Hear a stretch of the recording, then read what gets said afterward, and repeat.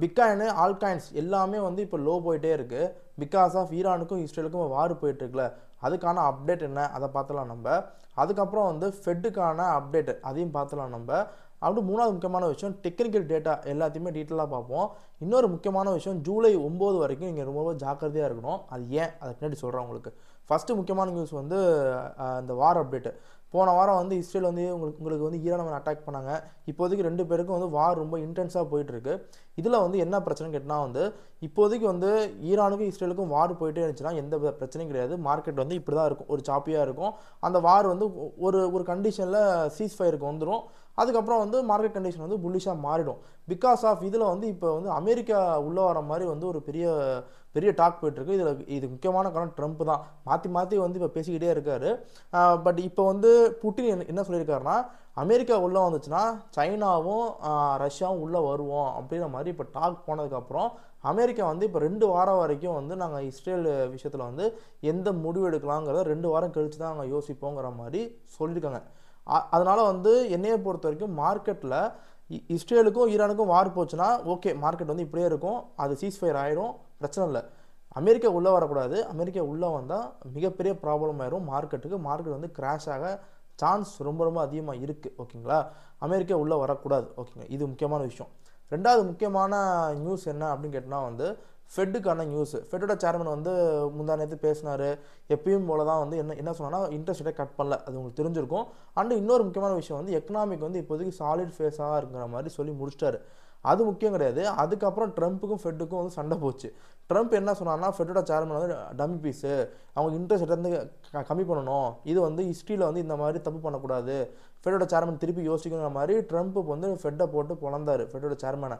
அதுக்கப்புறம் நேற்று வந்து ஃபெட்டோட கவர்னர் வாலருங்கிறவர் என்ன சொன்னார்னா, ஃபெட்டு வந்து ஜூலை இயர்லியில் வந்து இன்ட்ரெஸ்ட் ரேட்டை கட் பண்ண சான்ஸ் இருக்குங்கிற மாதிரி ஒரு விஷயம் சொன்னார். அண்டு ஒரு சில விஷயம் டேரிஃபை பற்றி அவர் பேசியிருக்காரு. ஓகேங்களா, இதில் வந்து ஃபெட்டோட கவர்னர் இந்த வாலர் சொன்னது வந்து நேற்று ட்விட்டரில் ஃபுல்லாக பற்றிக்கிட்டு போச்சு. ஏன்னா கம்பல்சரி ஃபெட்டு வந்து கம்மி பண்ணி ஆகணும். இதில் ட்ரம்ப் வந்து என்ன சொல்கிறான்னா, ஃபெட்டு வந்து அட்லீஸ்ட் 1 பேசிக் பாயிண்ட் அளவுக்காச்சும் கம்மி பண்ணுங்கிற மாதிரி சொல்கிறாங்க. நான் கூட என்னோட ட்விட்டர் பேஜில் நான் சொல்லியிருப்பேன், 1 பேசிக் பாயிண்ட் மாதிரி கம்மி பண்ணாங்கன்னா அது கேம் சேஞ்சிங்கு, அது மார்க்கெட்டோட புல்லிஷ் தான், அது 100% புல்லிஷாக மாறிடும் மார்க்கெட்டு. ஆனால் இந்த சைடு வந்து இன்ட்ரெஸ்ட் ரேட்டை கட் பண்ணிவிட்டு இந்த சைடு வார் இஸ்ரேலுக்கும் ஈரானுக்கும் வார் போயிட்டே இருந்துச்சுன்னா அது மார்க்கெட்டில் எந்த வித ரிஃப்ளெக்ஷனும் கொடுக்காது. ஓகேங்களா, நான் என்ன சொல்ல வரேன், வார் முடியணும், வாருக்கான சீஸ் ஃபயர் வரணும். இது வந்து அமெரிக்கா ரஷ்யா இது எல்லாமே வந்து யோசிச்சா தான் முடியும். ஓகேங்களா, அண்டு இந்த சைடு வந்து இன்ட்ரெஸ்ட் ரேட்டை கட் பண்ணும்போது வந்து லிக்விட் இன்ஜெக்ஷனை ஆட்டோமேட்டிக்காக வந்து மார்க்கெட் வந்து பம்ப் ஆக ஆரம்பிச்சிடும். ஓகே, இதுக்கு முன்னாடி இந்த மாதிரி நடந்திருக்கா, அந்த வார் கண்டிஷன்லாம் மார்க்கெட் டவுன் ஆகிருக்கா அப்படின்னு கேட்டால், வாரை விட பயங்கரமான விஷயம் வந்து கொரோனா 2020 வந்து வந்துச்சு மார்ச் மாதம். அப்போ மார்க்கெட்டு சரியான டவுனு. அங்கேருந்தே பிட்காயின் மார்க்கெட் திருப்பி ரெக்கவர் ஆகிடுச்சு, ஆல்காயின் மார்க்கெட் ரெக்கவர் ஆகிடுச்சு. நான் திருப்பி சொல்கிறேன், அமெரிக்கா உள்ளே வந்தால் மார்க்கெட் கிராஷ் ஆகலாம். ஆனால் நீங்கள் பேனிக் செல் பண்ணாதீங்க, மார்க்கெட் திருப்பி ரெக்கவர் ஆகிடும், பயப்படாதீங்க. இந்த வார் கண்டிஷன்லாம் ஒன் ஆஃப் த ஆப்பர்ச்சுனிட்டி தான். பெரிய பெரிய வேல்ஸ்லாம் என்ன பண்ணுவாங்கன்னா, இந்த வார கண்டிஷனை வச்சு மார்க்கெட்டை உடச்சி விட்டு அவங்க எல்லாத்தையும் பை பண்ண ஆரம்பிச்சிருவாங்க. நீங்கள் வந்து டாலரை ஹோல்டில் வைங்க, பேக்கப்பில் வச்சுக்கோங்க.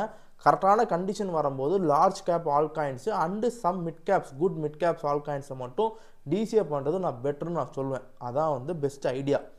அண்டு மூணாவது முக்கியமான விஷயம், ஜூலை 9 வரைக்கும் நீங்கள் ரொம்ப ஜாக்கிரதையாக இருக்கணும். ஏன்னா இந்த டேரிஃப் போட்டார்ல, அது வந்து ஏப்ரல் 9க்கு அப்புறம் வந்து பாஸ் பண்ணார், 90 நாளைக்கு பாஸ் பண்ணார். இப்போ ஜூலை 9ஓட அந்த 90 நாள் முடியுது. ஜூலை 9க்கு அப்புறம் திருப்பி வந்து டேரிஃப் வந்து இம்ப்ளிமெண்ட் ஆகிடும். அதுக்கப்புறம் திருப்பி வந்து இந்த வார் டென்ஷன் மாதிரி வந்து இந்த ட்ரேட் டென்ஷன் ஆரம்பிச்சிடும், இன்ஃப்ளேஷன் அதிகமாகும், மார்க்கெட்டில் வந்து ஒரு அன்கண்டிஷனல் கண்டிஷன் இருக்கும். அதனால் ஜூலை 9ங்கிறது வந்து ஒரு நம்ம ரொம்ப ஜாக்கிரதையாக பார்க்கணும். ஜூலை 9 வரைக்கும் எந்த வித ட்ரேடு எதுவுமே எடுக்காதீங்க, டாலரை பேக்கப்பில் வைங்க. ஆல்காயின்ஸை பை பண்ணால் கொஞ்சம் யோசிச்சு பை பண்ணுங்கள். மார்க்கெட் கண்டிஷன் எப்படி போகும்னு தெரில. ஏன்னா அது மேலே போதா கீழே போதா அப்படிங்கிற கண்டிஷனில் இப்போ மார்க்கெட் ரொம்ப சாப்பி கண்டிஷனில் இருக்குது. ஸோ தயவு செஞ்சு இந்த ரொம்ப வந்து லெவரேஜ் ட்ரேடிங்லாம் எடுத்து தொலையாதீங்க இந்த வாட்டி, கொஞ்சம் ஜாக்கிரதையாக இருங்க. ஓகேங்களா, இப்போ வந்து டெக்னிக்கல் டேட்டா அப்டேட் என்னென்னு பார்த்துலாம். நம்ம டெக்னிக்கல் அனலைஸை பொறுத்த வரைக்கும் வந்து 3 சார்ட் பார்க்க போகிறோம். பிட்காயின் சார்ட்டு, பிட்காயினோட டாமினன்ஸ் சார்ட்டு, அப்புறம் ஈத்து பிடிசி சார்ட்டு. பிட்காயின் சார்ட்டை பொறுத்த வரைக்கும் இப்போதைக்கு $1,03,000 இருக்குது. ஆக்சுவலி பார்த்தீங்கன்னா வந்து பிட்காயின் இப்போ புல்லிஷில் இருக்கா இல்லைனா பியரிஷில் சேஞ்ச் ஆகிடுச்சான்னு கேட்டால் வந்து நான் இன்றைக்கும் சொல்கிறேன் பிட்காயின் வந்து புல்லிஷ் கண்டிஷன் தான் இருக்குது. கீழே வரும் பட்சத்தில் வந்து 21 வீக் மூவிங் ஆவரேஜ் 96,000. ஸோ அது வரைக்கும் இந்த வார் வந்து உங்களுக்கு எஸ்கலேட் ஆகி கிராஷ் வந்துச்சுன்னா அந்த லெவல் வரைக்கும் வரதுக்கான சான்ஸ் இருக்குது.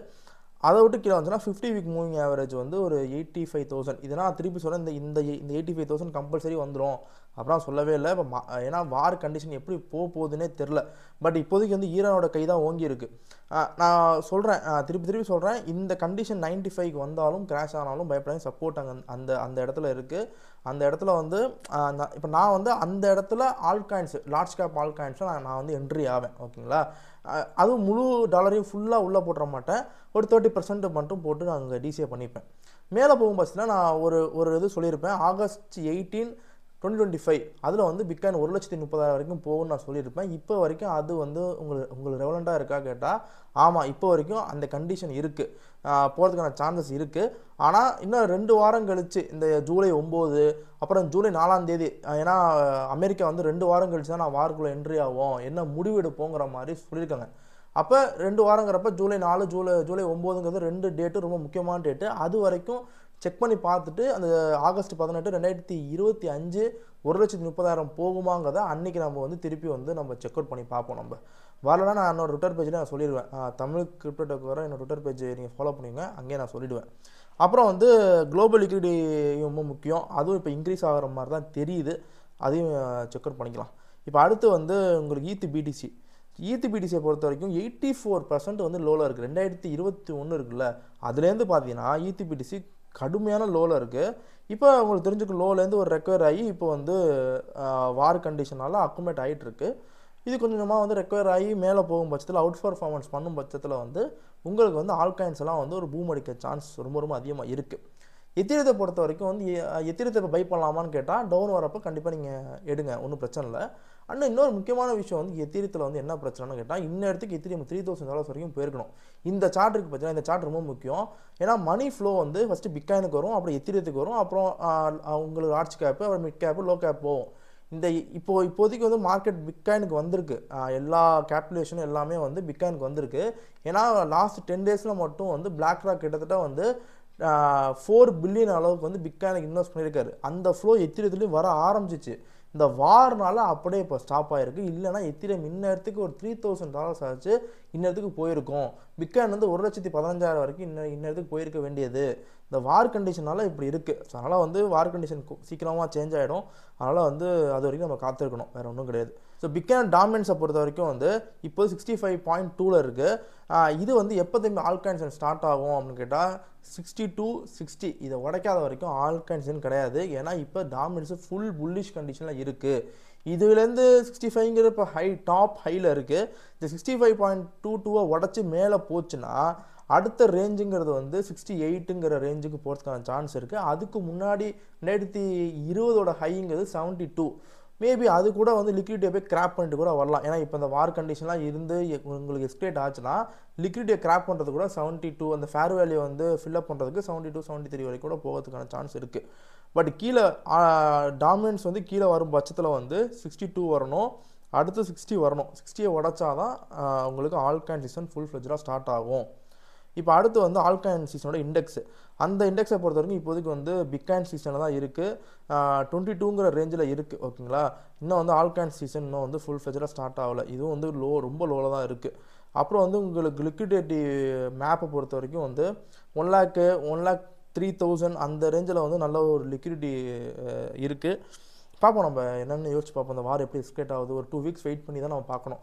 ஜூலை 4, ஜூலை 9 வரைக்கும் நம்ம வெயிட் பண்ணி தான் பார்க்கணும். நம்ம அது வரைக்கும் மார்க்கெட் வந்து ஒரு ஷாப்பிங் மார்க்கெட் தான் இருக்கும். நீங்கள் என்ன பண்ணலாம், மார்க்கெட்டில் என்ன பண்ணலாம் அப்படின்னு கேட்டால் ட்ரேட் பண்ணாதீங்க, ரொம்ப ப்ரெஷர் ஆகாதீங்க. மார்க்கெட் கீழே வந்தாலும் நான் சொன்ன 95 அப்புறம் 84 அந்த ரேஞ்சை உடைக்காத வரைக்கும் மார்க்கெட் புல்லிஷன் தான் இருக்குது. நீங்கள் காயின்ஸை தைரியமாக ஹோல்ட் பண்ணி வைங்க.